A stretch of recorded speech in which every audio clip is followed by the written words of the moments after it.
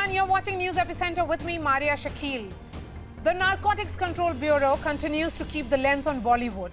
Over 2 weeks since the raid on the Mumbai cruise and the arrest of Shah Rukh Khan's son, Aryan Khan.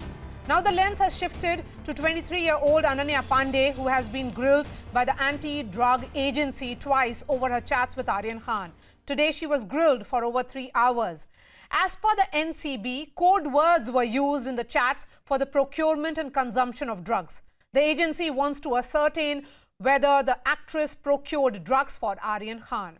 This is similar to the grilling of Deepika Padukone, Sara Ali Khan and Shraddha Kapoor. All of them faced it in the Sushant Singh Rajput drug storm, where they were hauled up over WhatsApp chats for alleged drug consumption and procurement, but never formally charged. Yes, they were not formally charged. Shah Rukh Khan's son, meanwhile, continues to be behind bars. He has been denied bail thrice and his remand ends at the end of the month. The NCB has made the argument that he has links to a foreign drug racket and he has knowledge of the key players. However, there is nothing, just nothing concrete beyond mere lines of investigation. No contraband was recovered from Aryan Khan. No drugs were found in his system, while the NCB raids have not unearthed a narco-style operation or seizures of drugs and cash. WhatsApp chats are all that they have, and an admission from Aryan Khan that he consumed drugs in the past. In fact, the NDPS court denied him bail, saying he was in conscious possession of the drugs found with accused Arbaz Khan. Moreover, the charges leveled against him are the ones faced by drug kingpins. The sections of the NDPS Act slapped on Aryan Khan include wide provisions from producing, selling, consuming to the export of drugs, while the legal principle of innocent until proven guilty doesn't apply in the NDPS offences. This is a reminder of what Riya Chakravarti went through in 2020 when she was slapped with the same offences in the Sushant Singh Rajput drug case. She was also denied bail multiple times, but when she moved the Bombay High Court, she was granted relief. And Justice Kotwal countered the basic premise of the NCB's argument, saying she was not part of the chain of drug dealers. Drugs were not recovered, procured or forwarded for monetary benefit, and living with Sushant Singh Rajput cannot be stretched to harboring a drug user. And most importantly, no celebrity has special privilege or liability before the law. So does the Aryan Khan case show a selective approach in enforcing drug laws? Ever since the Sushant Singh Rajput drug case, no major drug kingpin or smuggler has been charged or convicted. The drug trade continues to thrive with low-level consumers and peddlers. Is Aryan Khan really the key link to the big fish of the drug trade, as is being said by the NCB, or is he under the lens simply because he is Shah Rukh Khan's son? Is this really an anti-drug investigation, or is this persecution? Joining me on the show, Rizwan Merchant is a lawyer, Mayank Shekhar is a film critic and columnist, Yashwardhan Azad, former IPS officer. We also have B.V. Kumar, former NCB chief. I'm going to begin with you, Mr. Azad. Riya Chakravarti spent over a month in jail. And over a year on, there's no charge sheet by the NCB yet.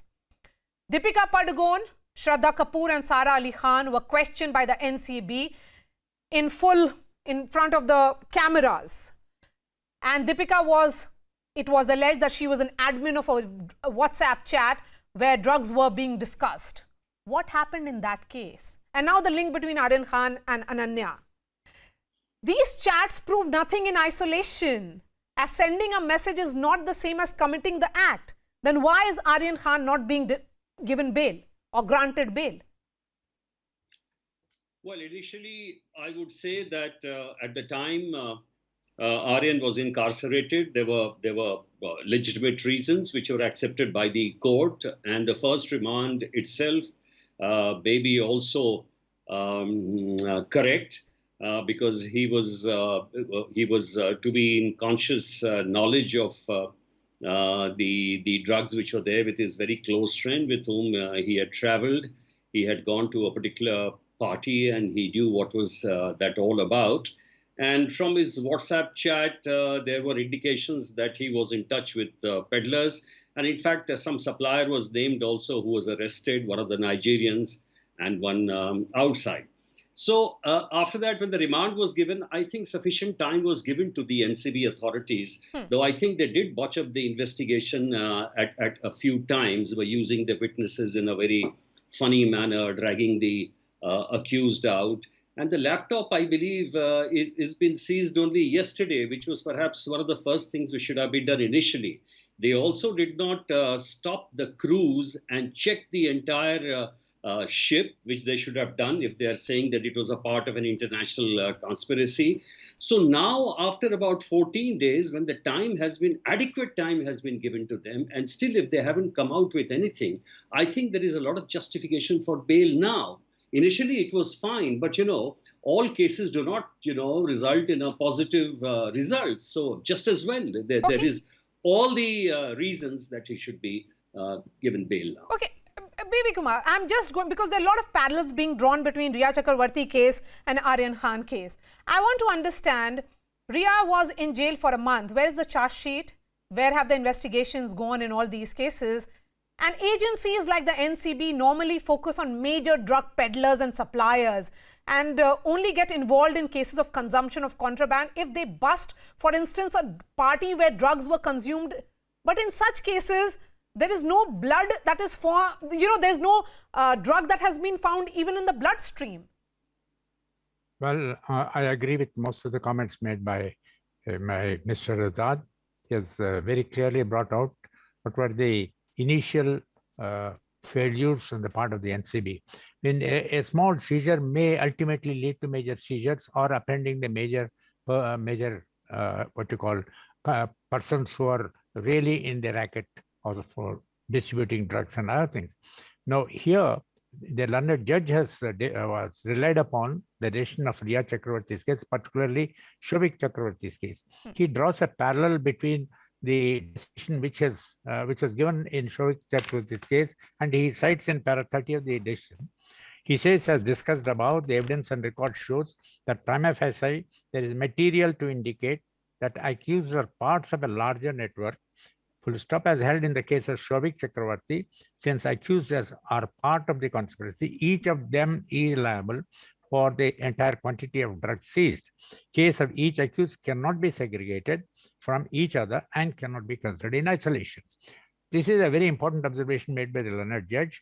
And here, of course, NCB could have B.V. Kumar, since you are quoting a part of the judgment, I'm also going to quote a part of the judgment to understand what exactly is going wrong in the case of Aryan Khan. Because it says very clearly that by applying the interpretation of section 27BA by NCB, if some other person like a friend or a relative pays for such consumption, basically he had said that this is highly disproportionate and would be extremely unreasonable as far as certain sections in Riya Chakravarti case was applied. Because it's almost like an exaggerated case building that has happened by the NCB. And then they granted bail to her. No, it's not Riya Chakravarti that would come in the picture, but her brother, Shobik Chakravarti. That is a parallel brought by the learned judge. In this case, as pointed out by Mr. Azad, the ship ought to have been detained for a few hours. They should search the cabin of the occupants who were about to attend the party. They should search also the event manager's cabin. And if they had some suspicion about any particular crew member who was responsible for hosting the particular thing, they should have apprehended those persons or recovered some drug from them. They allowed the ship to go. Yes. And if somebody had any such drugs with them, they would have thrown in the sea. What happened was ultimately when the ship was brought back, they made a search and apprehended about 25 persons.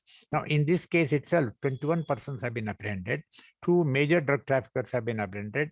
One is a peddler, one Shares Nair, and another is one Abdul Kader Sheikh. Okay, So Mr. Kumar, since you are important. But then So it's again, you justified. are raising questions Well, about the manner of investigation and the entire processes perhaps not being followed. Mayank, I am watching how in the last 1 year, there are a number of celebrities who have been questioned by the NCB. Now it is Ananya Pandey who will be appearing before the NCB for the third time on Monday as well.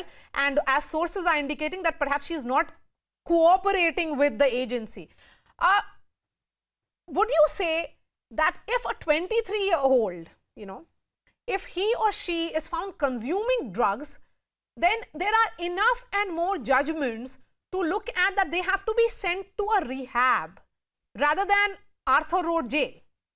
If it is talking about consumption per se.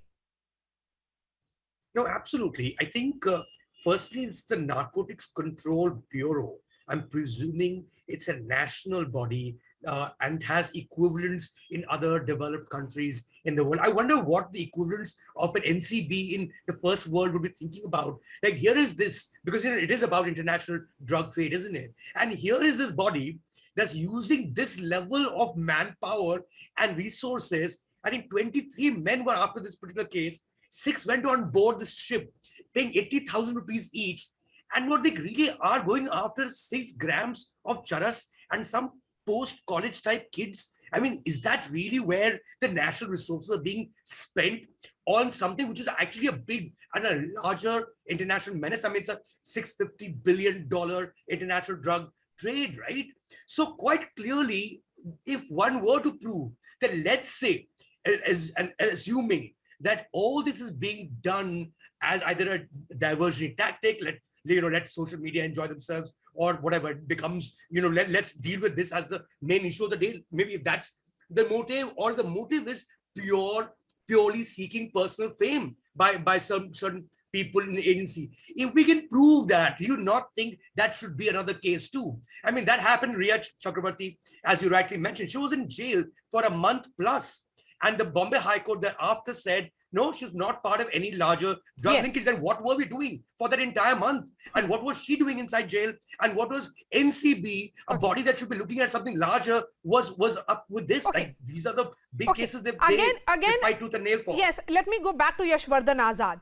Here the charge is not about consumption, Mr. Azad, but allegations are of being part of a drug cartel. Let me go back to the Riya Chakrabarti case, because as I've been saying, parallels are being drawn.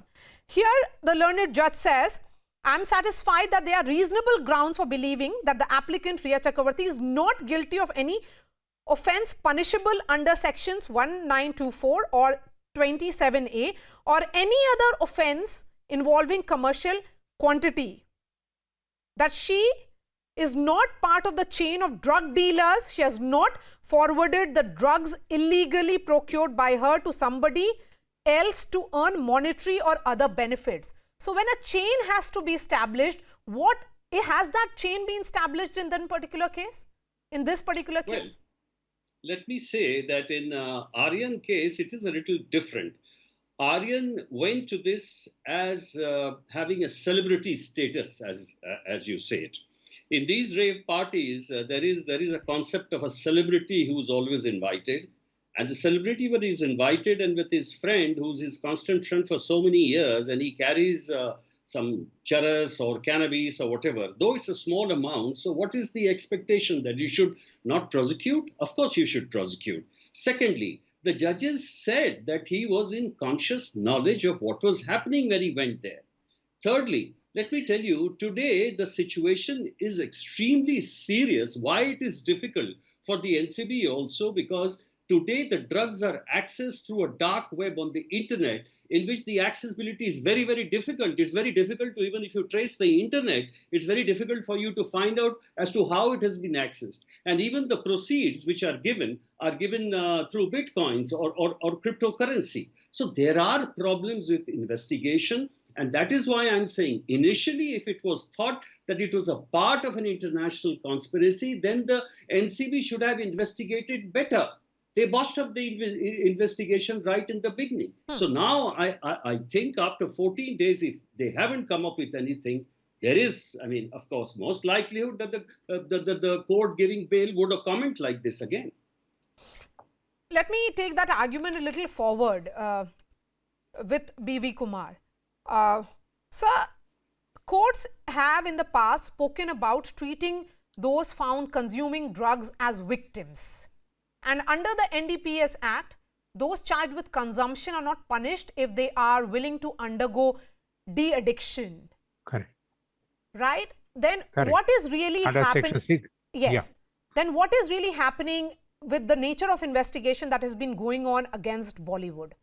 Be it in Riya Chakravarti case or moving ahead with the splash that was done by the NCB with questioning of 3 stars in Sara Ali Khan and Deepika Padukone, and then Aryan Khan's arrest, now Ananya Pandey being questioned. Now, Section 64, capital A of the NDPS Act clearly provides that if a drug consumer gives an undertaking before the court that he is ready to undergo treatment in a recognized hospital or a treatment center, then and he executes a bond, then he will be referred to the center for treatment and he shall not be convicted. So in this case, nobody has said that he is guilty. The court at the preliminary stage has only did not grant him bail, and probably at the High Court, probably things may be different if NCB is unable to produce any proof. I must tell from my experience that a small case does not mean that it only ends at that. I have my own experience where in Calcutta, we had a small case where Mandrax tablets were being sold in a medical store. A police constable noticed that, he informed, and subsequently we found out that the person who was supplying was a gentleman who was supposed to be selling blankets. He was in the Northeast. When he came back, when we apprehended him, he said he's getting the consignment through the transport companies. Ultimately, we found out it was coming from Delhi, particularly from Ludhiana. And one person who claimed himself to be a doctor was a meticulate, and he was manufacturing Mandrax. Then he gave further information that 2 more factories are functioning in Noida. So total 3 factories manufacturing Mandrax were apprehended. Then we also found out that the active ingredient methoclone was coming from a major pharmaceutical firm in Bombay. I can see so what lawyer Rizwan Merchant also now on our television screens. I'm coming back to you, sir, in just a bit. Rizwan Merchant, the NCB says in this particular case, innocent until proven guilty cannot be applied. I'm just trying to understand why. Only because he is a superstar's son and law has to apply differently. But then how do we forget what Justice Kotwal said while granting bail to Riya Chakravarti, that only because an individual is a superstar, he should not be a liability because everybody is equal before the law. See, NCB may be feeling anything, but the criminal and golden cardinal principle of criminal jurisprudence is that you're innocent until proved guilty. Whether it is the laws of the NDPS or whether any other laws, it's not something which is going to be working according to the whims and fancies of NCB. We are supposed to follow the criminal jurisprudence. Now, the investigation is being conducted at NCB, I understand, on the basis of WhatsApp chats. But what is most important is they say that the 65B certificate at this stage is not necessary. I agree with them. It will be necessary at the time of the trial to prove the WhatsApp chats. But the WhatsApp chats which are being relied upon them do not disclose as to who is the person who is concerned, who has been having a chat with Aryan. More particularly, assuming without admitting that the person on the other side is a particular supplier, if I at one end I am acquiring a small quantity for the purpose of consumption, I cannot be charged for more than the amount that I am acquiring. The supplier may be holding 5 kilos with him, 500 grams with him, that doesn't matter. I cannot be charged for that particular offense that the supplier is committing. He is committing the offense of peddling and trafficking. I am committing the offense of consumption. Even if I am supposed to be charged for the purpose of conspiracy, it's conspiracy for the purpose of consumption. If I am supposed to be charged for consumption, it is essentially under 27. And 27 categorically says that the offense can be punishable up to 6 months or fine or both. That means there are 3 options. The special court can give either a fine or a sentence with fine or both. And the important part is that if I am to be charged with section 27, the legislature in its full wisdom has provided the provision of 64 capital A, which is meant specially for consumers, that you can apply for immunity. You can apply for immunity from prosecution by undergoing a rehab. Now, the important thing is, assuming that he's a regular consumer, as the court has held in the Sessions Court while rejecting bail, a regular consumer doesn't deserve a place in Arthur Road. He deserves a place in rehab. You're supposed to rehab him, bring him back to society. Just because he's a regular customer does not make him a trafficker or a peddler. He still continues to be maintained as a consumer to be treated only under Section 27. Do you feel, nothing more than Mr. that, Merchant, that the word financing or being part of a cartel is being used loosely here? Yes, most certainly. I have an apprehension. They are moving towards charging 27 capital A, precisely what was done in the case of Riya Chakravarti. Initially, just as in Aryan's case, the first remand, they make a statement, it's a bailable offence, consummation is the charge, and we are going to charge them under Section 27. The very next day, based on the WhatsApp chats, they say now we are adding 27 capital A because they are dealing with it. But the factum of 27A, dealing and financing, has been very beautifully laid down by His Lordship Justice Kotwal, that you need to put in your own funds to acquire a particular drug for the purposes of selling it for making profit, not for consumption. So if I am paying 100 rupees to buy for my consumption, it is not financing. You cannot charge him under 27A. That is the reason why they're trying to link him with a WhatsApp chat with some particular unknown, unfaced trafficker trying to apply 27A. My fear is they will try to apply 27A to the case of Aryan, though it does not apply to his case. So you are saying that this is highly disproportionate and it's extremely unreasonable. Let me give the final words to Mayank Shekhar, who watches film industry very closely. So Mayank, how is the film industry viewing these questioning? Yes, Ananya Pandey linked to some chat with Aryan Khan, who is in jail. Before that, you had 3 stars being questioned.